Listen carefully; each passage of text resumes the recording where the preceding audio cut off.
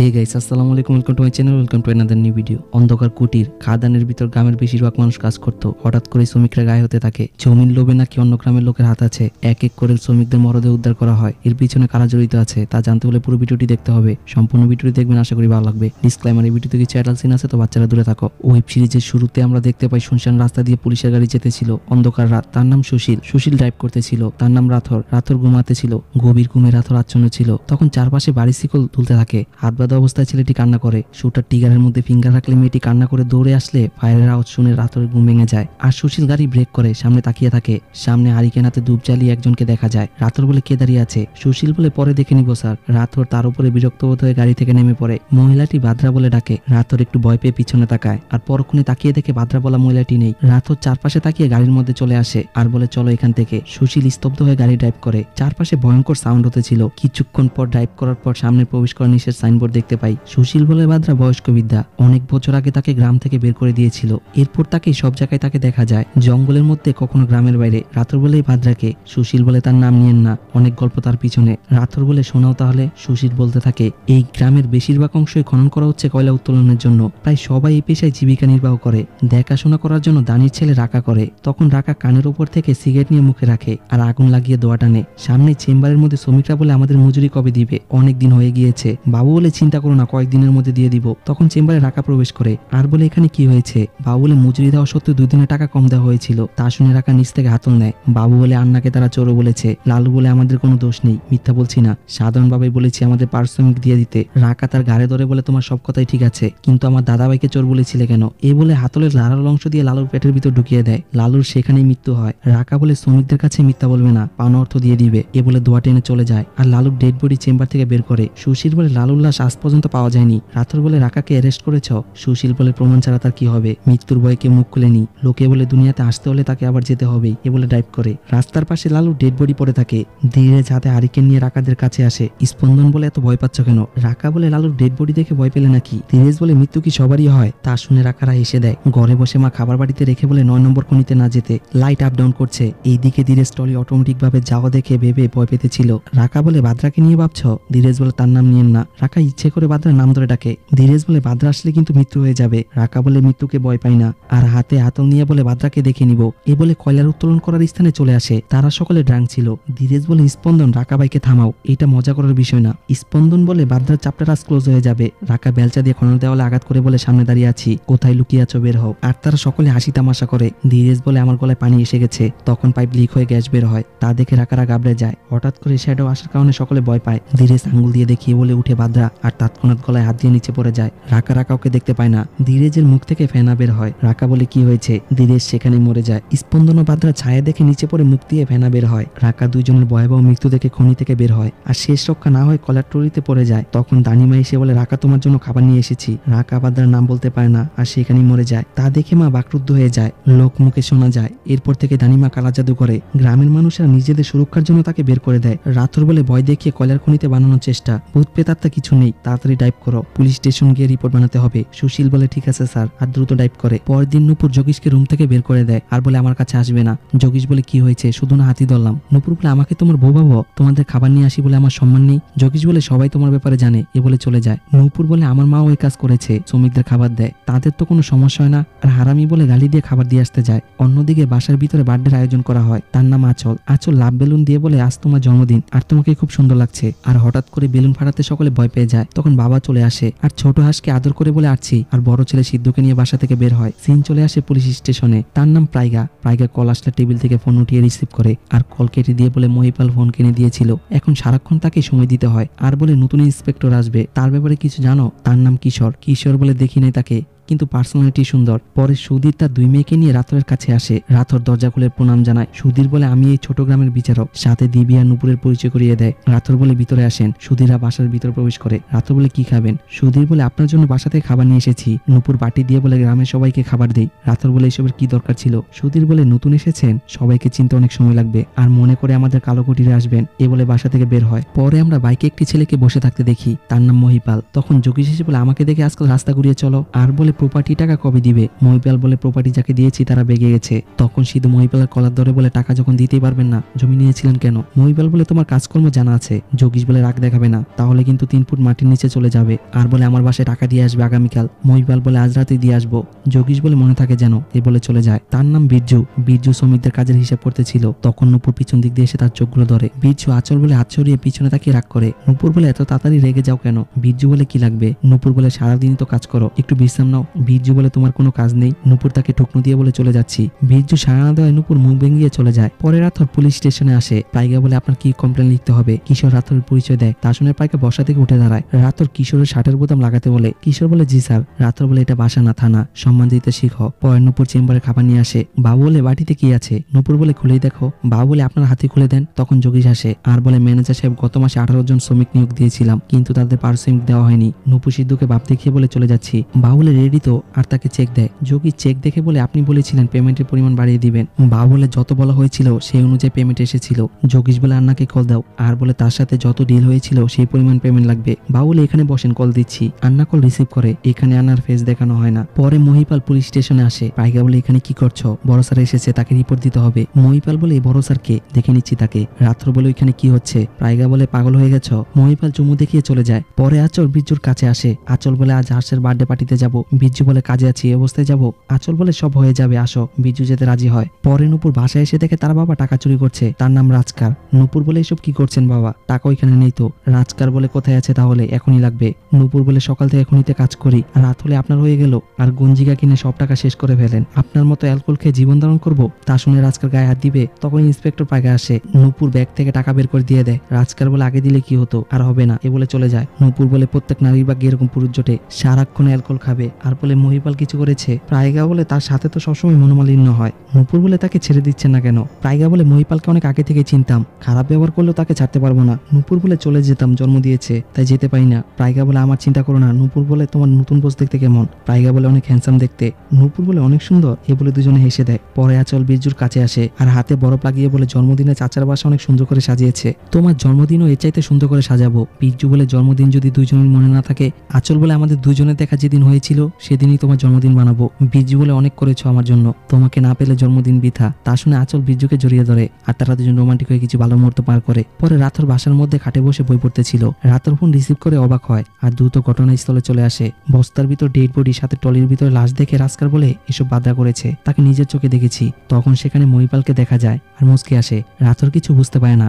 দানিমা দূর থেকে তাদের দেখে আর ভয়ঙ্কর লুক দেয়। পরের সিনে বিরজু আর আঁচল জঙ্গলের ভিতর দৌড়াতে থাকে। চারপাশে ভয়ঙ্কর সাউন্ড হয়। কিছুক্ষণ ধরে আঁচল নিচে পড়ে যায় আর কিছু একটা দেখে ভয় পেতেছিল।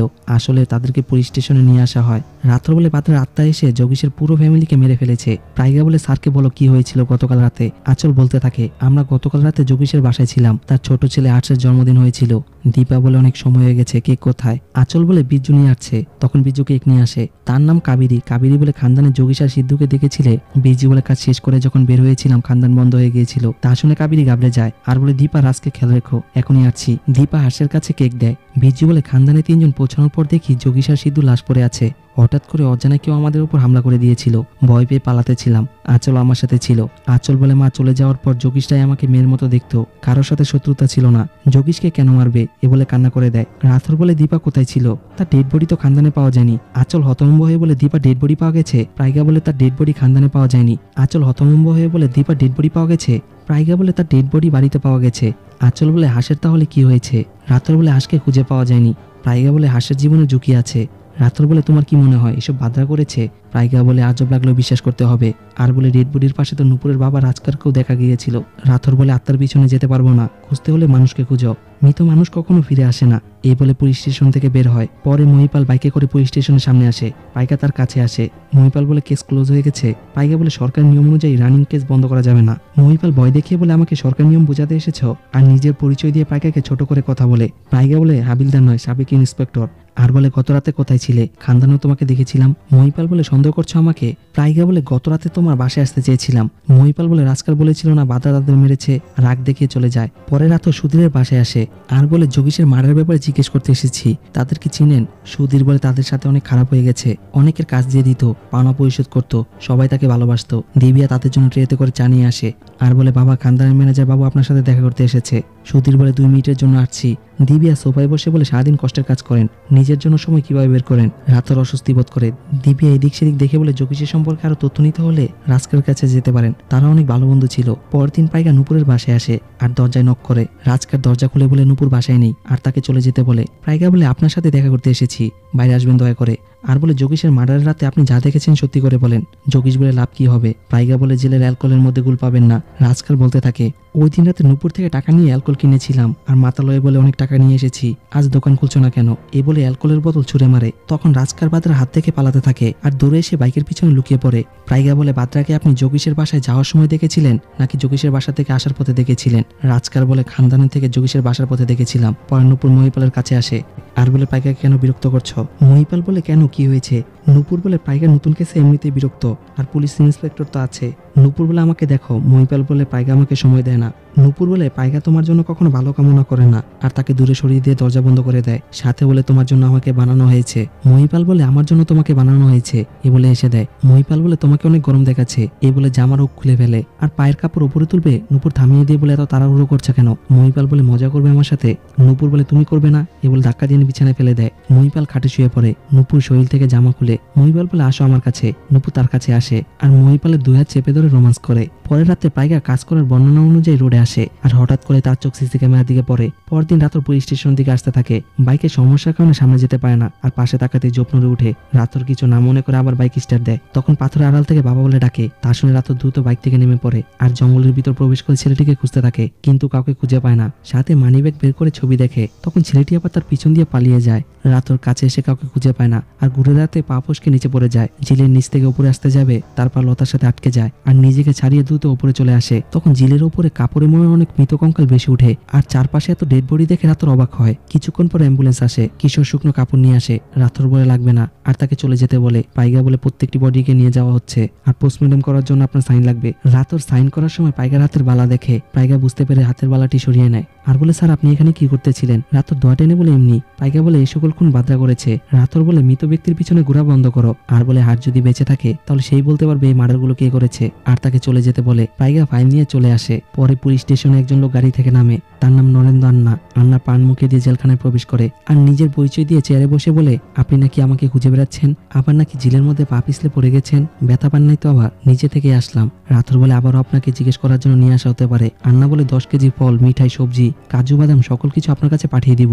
আপনার বাসাতে নতুন টিভি লাগিয়ে দিব। এই 200 মেগাপিক্সেল ফোন। স্বাগতম কালাকুটিরে। রাতর বলে যোগীশের ছেলে আপনার খানদানের হিসাব রাখতো, এখন কোথায় গিয়েছে? নান্না বলে যোগীশের মৃত্যুর পর তার খবর জানা নেই আমার কাছে।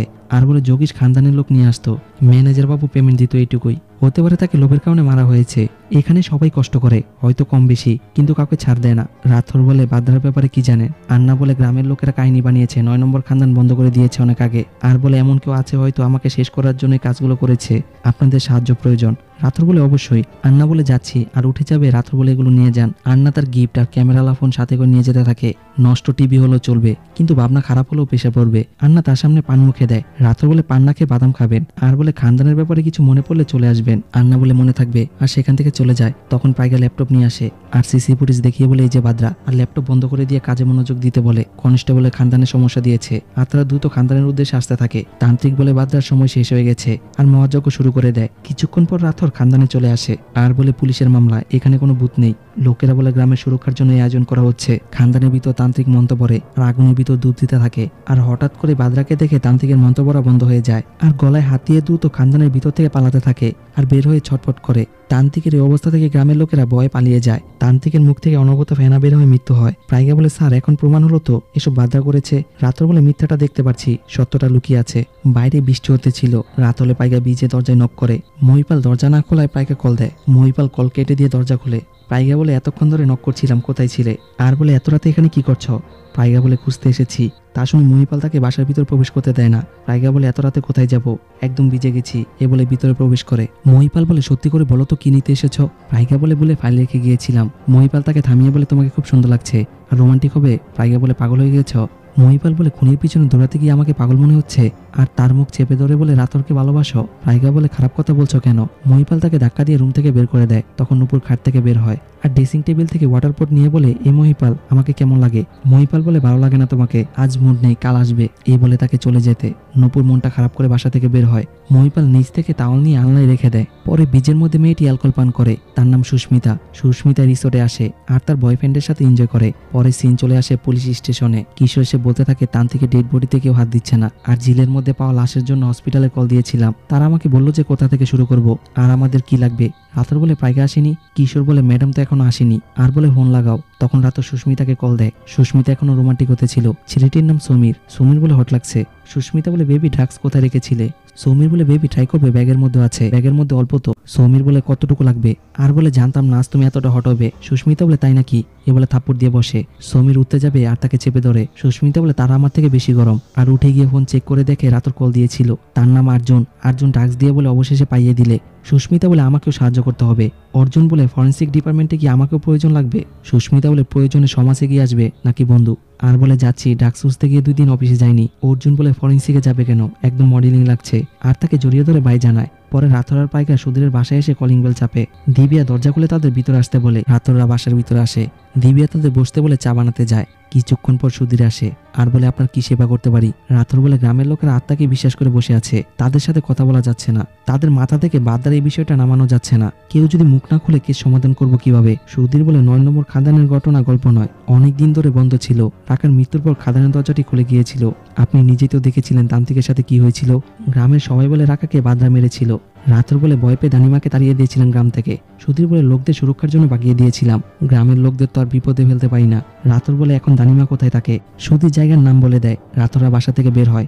গাছের আড়াল থেকে কেউ একজন তাদের ফলো করে। পাইগা এই বিষয়টা খেয়াল করে আর কিছু না মনে করে বাইকে উঠে চলে যায়। এইদিকে আঁচল আর বীর্য জিলের কাছে আসে। আঁচল রাগ করে ওয়াটার পট ফেলে দেয়। বীর্য বলে চিন্তা করো না, হাঁসকে খুঁজে বের করবো। এত বড় জঙ্গলে কোথায় খুঁজবো? হাঁস জীবিত আছে নাকি মরে গেছে?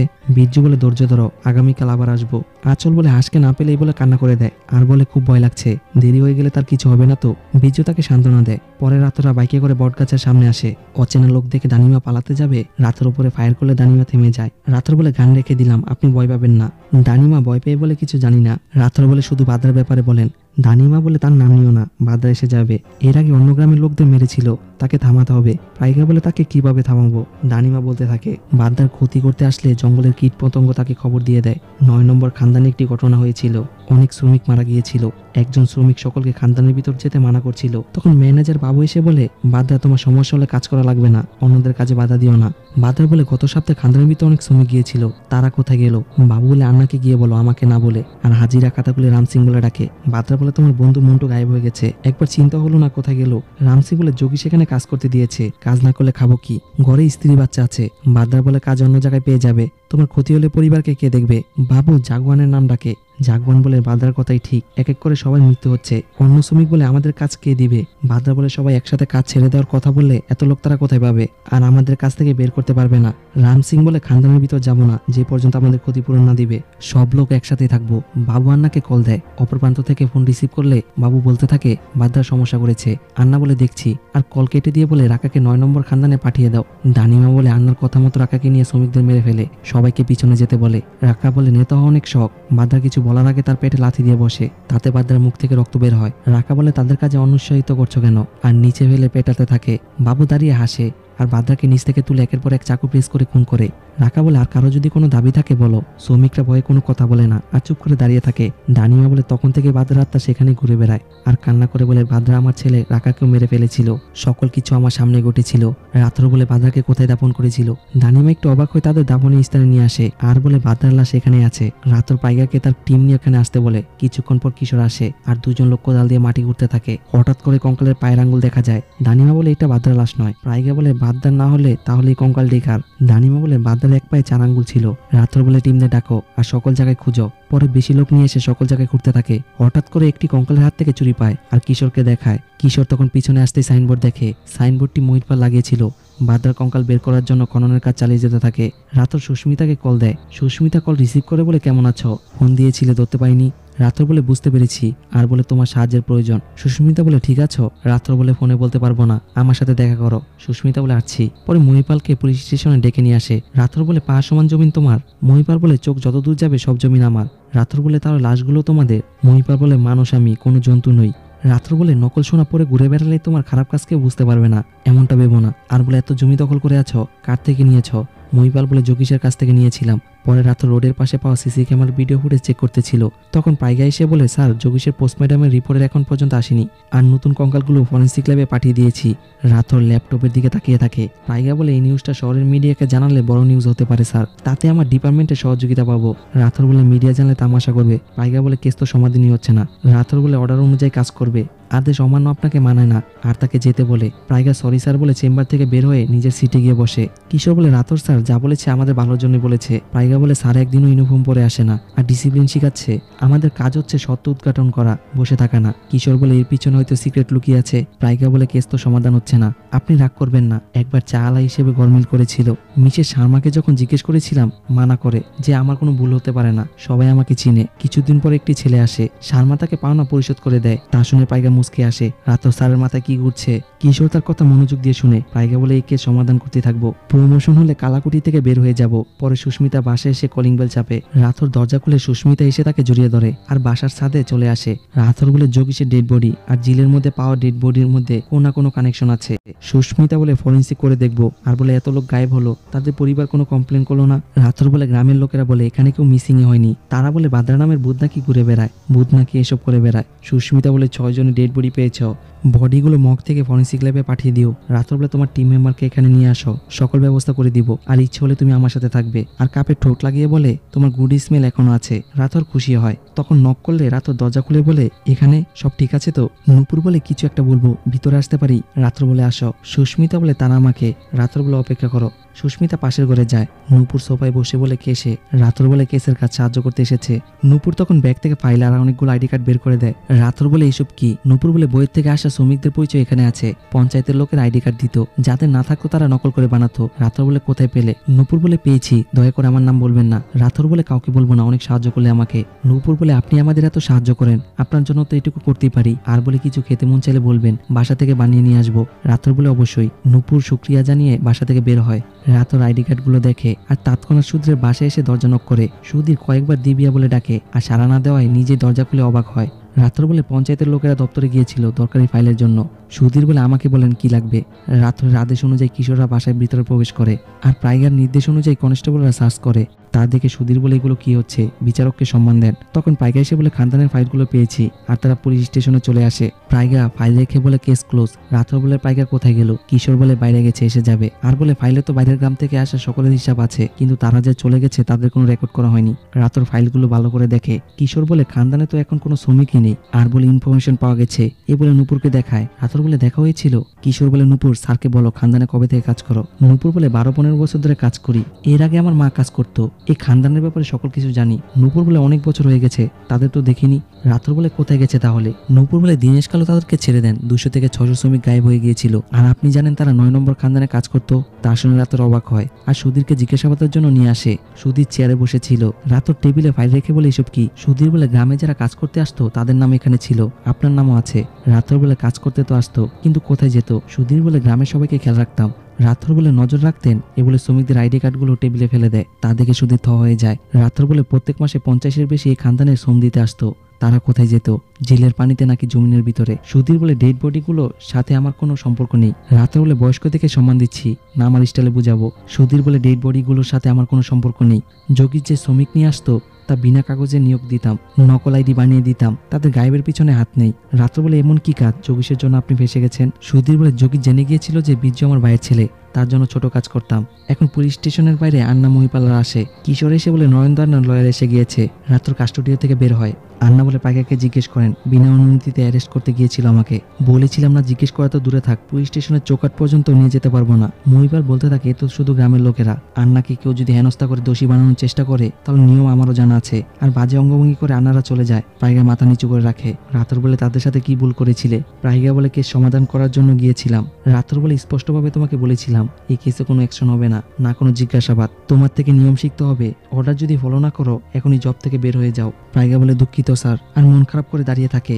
পরের নুপুর রাতে বাসায় আসে আর আলমারি খুলে তার পারিশ্রমিকের অর্থ লুকিয়ে রাখে। রাজকার বলে বাবাকে টাকা দিবে না তো কাকে দিবে? সকাল থেকে পেটে একটু অ্যালকোহল যায়নি। নূপুর বলে জিলের মধ্যে গিয়ে ডুবে মরতে পারো না? রাজকার বলে বাদরা আসবে, সকলকে মেরে ফেলবে। যতদিন বেঁচে আছি ভালোভাবে বাঁচতে দাও। নূপুর বলে কোনো বাদরা নেই, খাবারের মধ্যে অ্যালকোহল ঢুকিয়েছো ওইটাই তোমার জন্য বাদরা।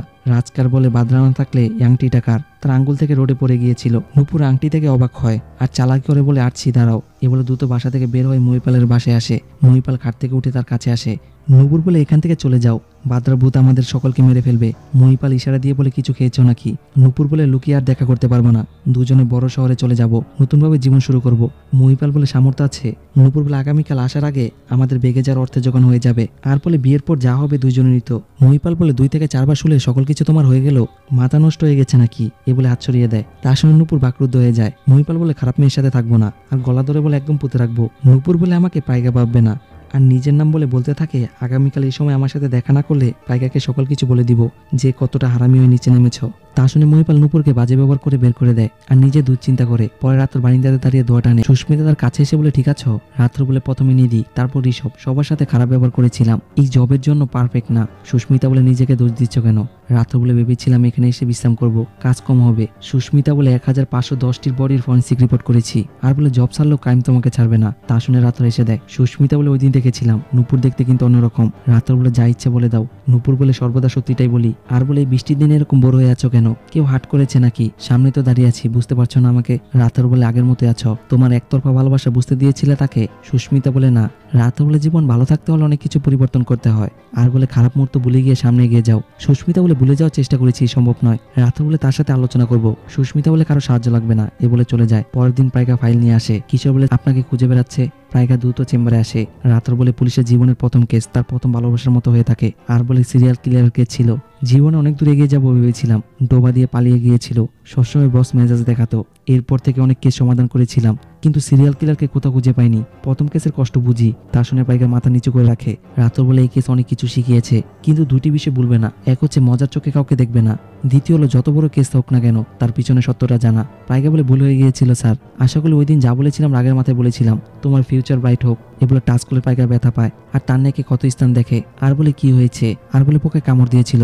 রাত্র বলে মহিপালকে প্রেসের সামনে নিয়ে আসো। পাইকা বলে জি স্যার, আর চেম্বার থেকে বের হয়। পরে রাতে নূপুর 9 নম্বর খানদানের ভিতর চলে আসে। তখন কুড়াল হাতে করে সামনে আসে। নূপুর বলে ঠিকই ভেবেছিলাম আসবে, আর ঘুরে বলে কি সিদ্ধান্ত নিলে? তখনই কুড়াল দিয়ে নূপুরকে হিট করে বসে। পরদিন পাইকারা কেসের ফাইল নিয়ে আলোচনা করতেছিল। কিশোরের কাছে কল আসলে হতভম্ব হয়ে যায় আর দ্রুত পাইকার কাছে এসে বলে 9 নম্বর খাদানের বাইরে আরেকটি ডেড বডি পাওয়া গেছে। পাইকা বলে কার ডেড বডি পাওয়া গেছে? তা শুনে পাইকা হতভম্ব হয়ে যায়। নূপুর ডেড বডি খানদানের মধ্যে পড়ে থাকে আর ধূপের পাত্র নিয়ে হাঁটতে ছিল, আর পাশে ডেড বডি পড়ে থাকে। এইটা কার ডেড বডি আমরা পরে জানতে পারবো। পরে পাইকা ফোনের মধ্যে নূপুরের ছবি দেখতেছিল। কিশোর তার কাছে এসে বলে হঠাৎ করে সকল কিছু হয়ে গেল, আপনার দুঃখটা বুঝতে পারছি, যার সাথে ঘটনা ঘটে সেই বুঝে কষ্ট। তখন পাইকার কাছে কল আসে আর রিসিভ করে ভয় পায়। এই দিকে রাত্র বাসা থেকে বেরোতে যাবে, তখন সুস্মিতা বলে জিলের থেকে ডেড বডির কিছু অংশ পরীক্ষা করে দেখলাম, তাকে বিষাক্ত গ্যাস দিয়ে মারা হয়েছিল। রাত্র বলে মানে? সুস্মিতা বলে গ্যাসটি অনেক বিপজ্জনক, নিঃশ্বাসের মাধ্যমে মাথার ব্রেনে গিয়ে অ্যাটাক করে। তুমি বলেছিলে তারা কয়লার খনিতে কাজ করতো। সুস্মিতা বলে খাদানের ভিতর কার্বন মনোক্সাইড এবং মিথেন গ্যাস বেশি থাকে, কিন্তু টক্সিক অ্যাসিডের জন্য তাদের মৃত্যু হয়ে যেত। তখন রাত্রের কল আসে আর রিসিভ করে বলে আজকে পাওয়া গেছে। আর তারা দুজন হসপিটালে চলে আসে। হার্স বেডে শুয়েছিল। পাইকা বলে হাঁস ভয় পেয়েছিল নাকি? ডক্টর বলে ভালো আছে, কিন্তু একটু ভয় পেয়ে গিয়েছিল। রাত হাঁসের পাশে বসে সিন চলে যায় ফ্ল্যাশব্যাকে। ঋষভ নামের একটি ছেলেকে লোহার হাতের বাঁধনের সাথে বেঁধে রাখে। মা তাকে খুঁজে বেড়ায় আর কান্না করতেছিল। শুটার ঋষভের দিকে গান তাক করে। মা ঋষভের কাছে আসতে যাবে, শুটার ফায়ার করলে রাত যেতে মানা করলেও ঋষভের মায়ের পিঠে এসে গুলি লাগে। মায়ের ডেড বডি দেখে ঋষভ চিৎকার দিয়ে কান্না করে। ঋষভ সেখানে ডেড হয়। তা দেখে রাতর বাকরুদ্ধ হয়ে হাঁটু গেড়ে বসে। আর শুটারের 3 নম্বর গুলি এসে রাতর কোমরের সাইডে লাগে। এসব ভেবে রাতর কান্না করতেছিল। পরে পাইকা নূপুরের বাসায় আসে। রাজকার ড্রাং হয়ে বসেছিল। পাইকা ডাকলে রাজকার বলে সব শেষ হয়ে গেল। প্রাইগা বলে আপনার যতটা কষ্ট হচ্ছে ততটা আমারও কষ্ট হচ্ছে। রাজকার বলে বাদরা নুপুরকে মেরেছে আর তাকে বলে যে বাদরা থেকে পরা আংটি নুপুরকে দিয়েছিলাম। তা শুনে প্রাইগা স্তব্ধ হয়ে থাকে। এইদিকে আঁচল আলমারির ওপর থেকে নামাতে গিয়ে ব্যাগ নিচে পড়ে যায় আর তাদের পুরোনো অ্যালবামের ফটোগুলো দেখে। সাথে আঁচল মহিলাটির ফটো দেখে কান্না করে। তখন বীর্য এসে বলে আজকে খুঁজে পাওয়া গেছে। প্রাইগা ফোনের ভিতর নুপুরের সাথে তোলা ছবি দেখতেছিল। মহিপাল বলে পুরো গ্রাম খুঁজে বেড়াচ্ছি। প্রাইগা বলে অ্যালকোহল খেয়েছো আবার? এ বলে কান্না করে দেয়। তা দেখে মহিপাল বলে অ্যালকোহল খাবো না। প্রাইগা নুপুর বলে চিল্লিয়ে ওঠে।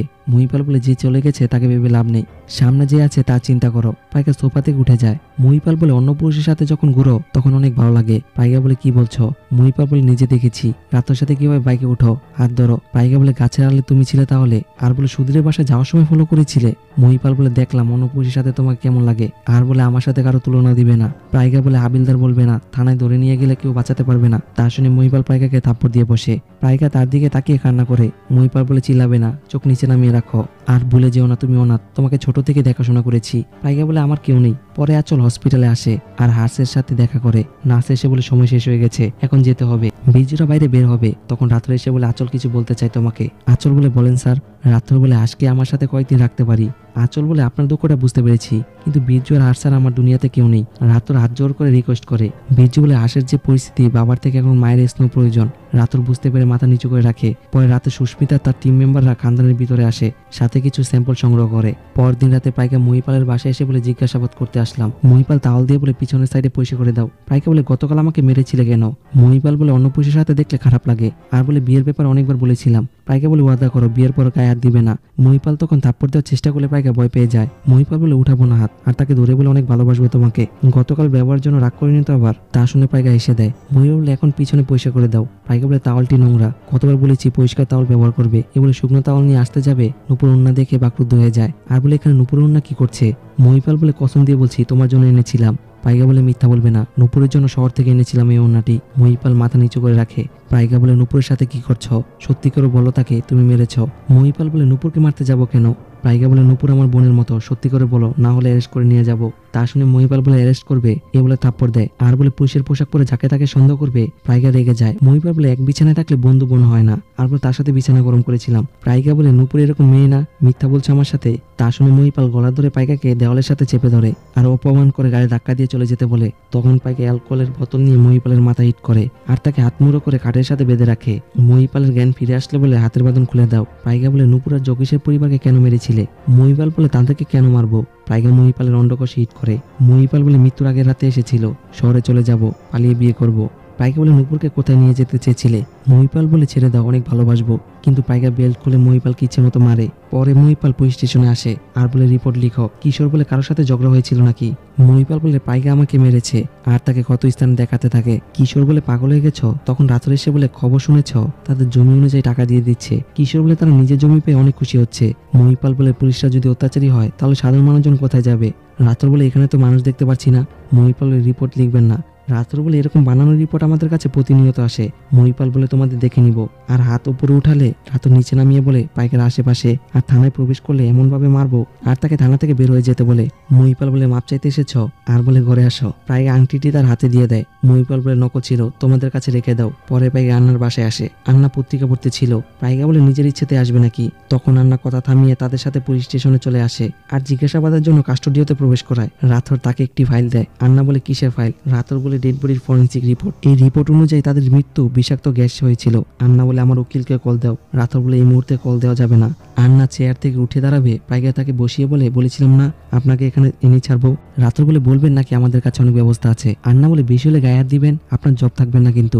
রাথর বলে ভয় পাবেন না, আপনার গায়ে কেউ হাত দিবে না, শুধু হাত পা বেঁধে 9 নম্বর খাদানে ফেলে দিয়ে আসবো। তা শুনে আন্না ঘাবড়াতে থাকে আর ভয় পেয়ে বলে যা জিজ্ঞেস করবেন করেন। রাথর বলে যোগীশ আপনার খারাপ কাজগুলো সম্পর্কে জেনে গিয়েছিল, তাই আপনি যোগীশ সহ তার পুরো ফ্যামিলিকে মেরে ফেলেছেন। সিন চলে যায় ফ্ল্যাশব্যাকে। আন্না যোগীশের বাসায় আসে। যোগীশ বলে কতবার বলেছি আঁচলকে ভিতরে রাখো। কাবেরী আঁচলকে ভিতরে নিয়ে যায়। আন্না বলে মহেশের বিবি। যোগীশ মাথা নাড়িয়ে বলে হ্যাঁ। আন্না বলে যোগীশ আরো অনেক শ্রমিক লাগবে। যোগীশ বলে গত সপ্তাহে তো 15 জনকে দিলাম। আন্না বলে সরকারি অর্ডার, কাজ সঠিকভাবে না করতে পারলে খাদান নিয়ে যাবে। আর বলে 2 দিনের মধ্যে শ্রমিক প্রয়োজন। যোগীশ বলে হয়ে যাবে, পারিশ্রমিক এবার একটু বেশি দিতে হবে। আন্না বলে যোগীশ আমার কাছে শ্রমিক নিয়ে এসেছিল, খাদানের ভিতর আগে থেকে গ্যাসের পাইপ লিক হয়েছিল, তখন যদি খাদান বন্ধ করে দিতাম আমাদের অনেক ক্ষতি হয়ে যেত। অন্য গ্রাম থেকে শ্রমিক নিয়ে এসে 9 নম্বর খাদানে কাজ করাতো। আর বিষাক্ত গ্যাসে তাদের মৃত্যু হতো। গ্রামের লোকেরা বাদ্রার ভূতের বাহানা করে খানদান বন্ধ করে দিয়েছিল। কনস্টেবল এসে আন্নাকে নিয়ে যায়। পাইকা বলে আন্নাকে সকল কিছু বলে দিল, কিন্তু যোগেশের মৃত্যুর ঘটনাটি কেন লুকালো? রাতভর বলে সুস্মিতা ফরেন্সিক রিপোর্ট আসা পর্যন্ত অপেক্ষা করতে হবে। আর বলে যোগেশ আর নুপুরের হত্যাকারী একজনই। পাইকা বলে আশা আমাদের বলতে পারবে সেদিন রাতে কি হয়েছিল। তখন হসপিটাল থেকে কল আসে, আর কল রিসিভ করে পাইকা অবাক হয়। রাতভর শুটার গুলি লাগে রেস্টি বের করে আর নিজের সুতো দিয়ে সেলাই করে। সাথে রাখা যোগেশ, তান্ত্রিক, নুপুর, 4 আঙ্গুল পায়ের কঙ্কাল, ঝিলের মধ্যে বেশি ওঠা লাশ, এসব ভেবে রাতর টেনশন করে। পরদিন পাইকা পুলিশ স্টেশনে বলতেছিল খানদানের ফাইল কোথায়। তখন রাতর আসে। কিসে বলে স্যার এই প্রথম ইউনিফর্ম পরিধান করেছে, অনেক সুন্দর লাগছে। রাতর বলে 2 ভাবে হত্যা করা হয়েছে, এক ঝিলের পানিতে। এদের মৃত্যু এমন ভাবে হয়েছে, তান্ত্রিক, রাখা, ধীরেজ, স্পন্দের মৃত্যু বিষাক্ত গ্যাসে হয়েছিল। তার নাম জেরিন। মানুষের নার্ভাস সিস্টেমকে বন্ধ করে দেয় আর কয়েক মিনিটের মধ্যে মৃত্যু হয়। রাতর বলে আন্না ও যোগী সেই বিষাক্ত গ্যাস সম্পর্কে জেনে গিয়েছিল, তাই তারা দুজন মিলে নতুন শ্রমিকদের নিয়োগ দিত আর তাদের মৃত্যু হতো।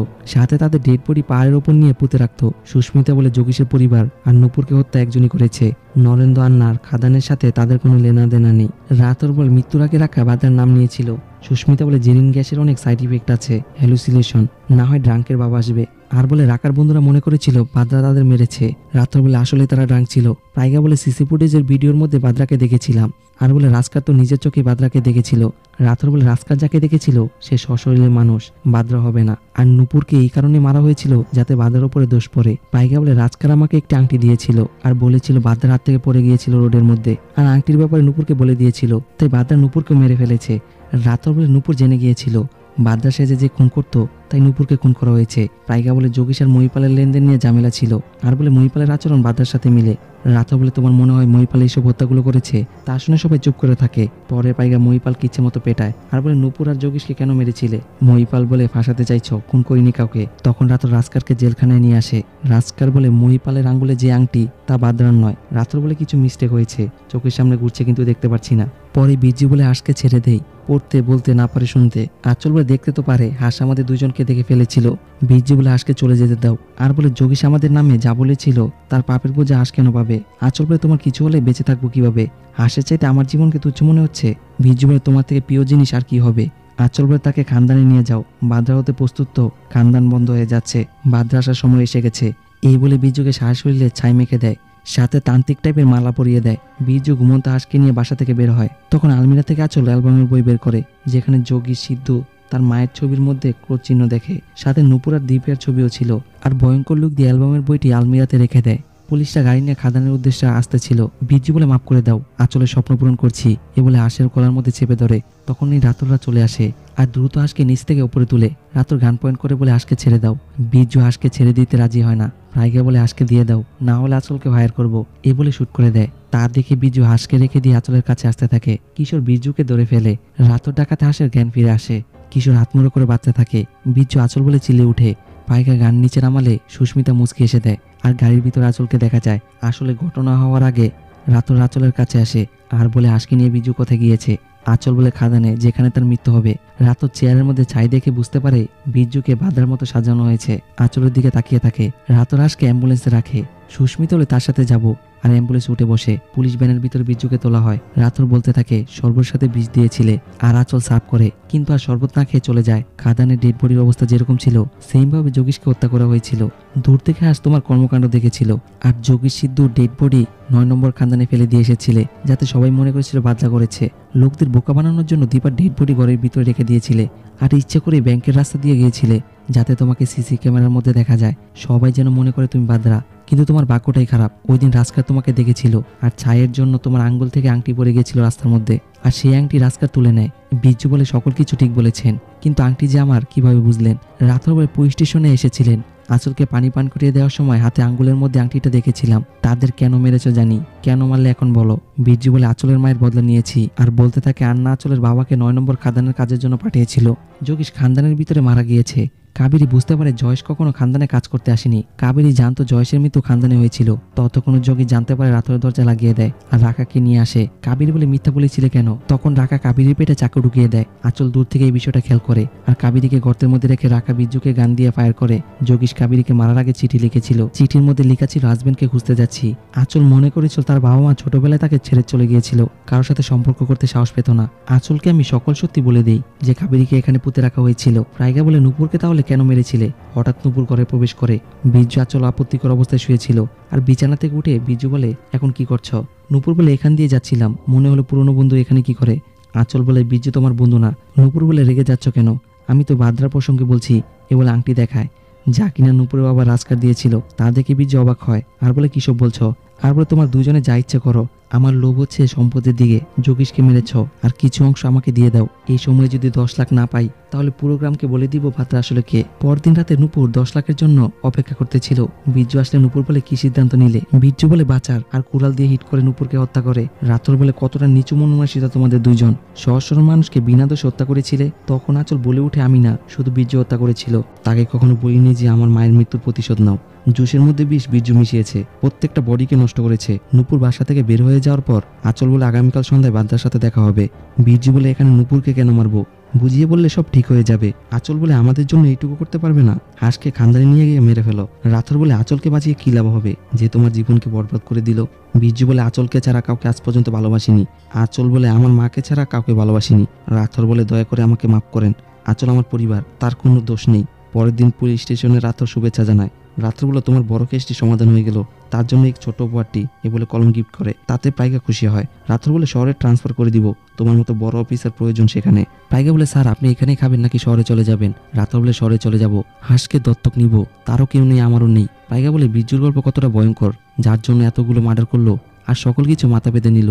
আর রাথর বলে, কিছু লোকের ভালোবাসার জন্য জন্ম হয়েছে। পাইকা বলে, ঠিকই বলেছেন, দেখেন একটি কল্পে দুনিয়া সকল কাজ ছেড়ে দিয়ে গ্রামে এসে গেছে। রাথর বলে, মানে? পাইকা বলে, সুস্মিতা আপনাকে ভালোবাসে। আর ভিতরে চলে যায়। কিশোর হাঁসকে দেখতে ছিল। রাথর এসে বলে, সুস্মিতা কোথায়? কিশোর বলে, চলে গিয়েছে, শহরের কাজ পড়ে গেছে বলে। আপনাকে কল দিয়েছিল তো, আরেকটি পেপার দেয়। রাথর বলে, অনেক ভালো কাজ করেছেন। কিশোর বলে, ধন্যবাদ স্যার, আর চলে যায়। রাত্র কাগজটি মেলে দেখে যেখানে সুস্মিতা বলতে থাকে, খারাপ মুহূর্তগুলো ভুলে এগিয়ে যেতে চাই, আমার একতরফা ভালোবাসা তুমি ছিলে। রাথর মুসকে এসে দেয় আর হাঁসের মাথা হাত বুলিয়ে দেয়। পরে রাত্র ব্যাগের মধ্যে পোশাক সহ তার যাবতীয় জিনিসপত্র নেয়, সাথে ফ্যামিলির ফটো ফ্রেম দেখে। পরে হাঁসকে নিয়ে যাওয়ার উদ্দেশ্যে রওনা দেয়। এইদিকে আঁচল খানদানের কাছে আসে, তার ব্যাগ থেকে ছোট অ্যালবামের বইটি বের করে আর বিজুর ফটো দেখতে থাকে। হঠাৎ করে একটি ছবি নিচে পড়ে যায়। আঁচল নিচ থেকে ছবিটি ওপরে তুলে। ছবিটি দীপার ছিল, দীপাকে খুন করা হয়েছে। আর আঁচল ছবিটি কিছুক্ষণ থেকে স্ক্রিনের দিকে তাকায়। এখানে ওয়েব সিরিজের এন্ডিং হয়। তো গাইস, ভিডিওটি যদি ভালো লাগে অবশ্যই লাইক কমেন্ট শেয়ার করবেন। আর আপনি যদি চ্যানেল নতুন হয়ে থাকেন অবশ্যই সাবস্ক্রাইব করবেন। অলরেডি যারা সাবস্ক্রাইব করেছে অসংখ্য